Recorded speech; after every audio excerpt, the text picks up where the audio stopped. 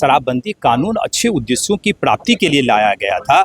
अब उस उद्देश्य की प्राप्ति हुई कि नहीं हुई, या उससे हम लोग थोड़ा सा पीछे चल रहे हैं। जब विस्तृत समीक्षा होगी तो तमाम चीज़ें छन के बाहर निकलेगा कि जनहित से जुड़े हुए मामले को सदन में उठावे, और इसी के तहत मैंने सदन में उठाया और मुझे पूर्ण विश्वास है कि आदरणीय मुख्यमंत्री जी इसकी भी विस्तृत समीक्षा करेंगे। देखिए, हमारे साथ खास बातचीत करने के लिए आरएलएम के विधायक और विधायक दल के नेता माधव आनंद जी हैं, सीधे जुड़ेंगे। सर, सबसे पहले तो कल आपने शराबबंदी का मुद्दा उठाया है। आप ये मानते हैं कि बिहार में शराबबंदी कानून को संशोधन की जरूरत है?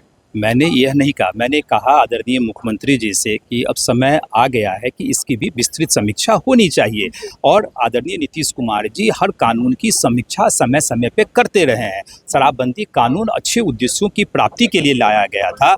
अब उस उद्देश्य की प्राप्ति हुई कि नहीं हुई, या उससे हम लोग थोड़ा सा पीछे चल रहे हैं। जब विस्तृत समीक्षा होगी तो तमाम चीज़ें छन के बाहर निकलेगा। तो मैंने अपनी ही सरकार से, विकास पुरुष से मैंने यह आग्रह किया, और मुझे पूरा विश्वास है कि आदरणीय मुख्यमंत्री जी इसकी भी विस्तृत समीक्षा करेंगे। इसके साथ मांझी जी पहले ही सवाल उठाते थे, अब आप भी उठा रहे हैं। आप लोग एक ही घटक दल के लोग हैं। हमने प्रश्न नहीं उठाया, हमने यह मांग की कि विस्तृत समीक्षा होनी चाहिए। अच्छे उद्देश्यों की प्राप्ति के लिए यह कानून लाया गया है, इसकी विस्तृत समीक्षा होनी चाहिए।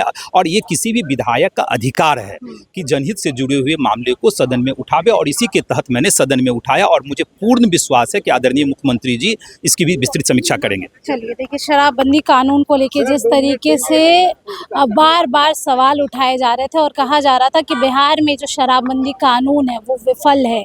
विपक्ष का सीधे तौर पे कहना था कि बिहार में होम डिलीवरी हो रही है शराबों की, डबल रेट में बिक रहे हैं, ब्लैक में बिक रहे हैं, और तमाम बातें। और ऐसे में कल जिस तरीके से माधव आनंद, जो आरएलएम के विधायक हैं और विधायक दल के नेता भी हैं, उन्होंने सीधा सवाल कर दिया मुख्यमंत्री नीतीश कुमार से। आपको बता दें कि आरएलएम जो है एनडीए का हिस्सा है, और ऐसे में जब सवाल उठाया गया है तो सवाल का जवाब भी चाह रहे हैं, और वो कह रहे हैं कि इसकी जांच होनी चाहिए क्योंकि संशोधन भी ज़रूरी है।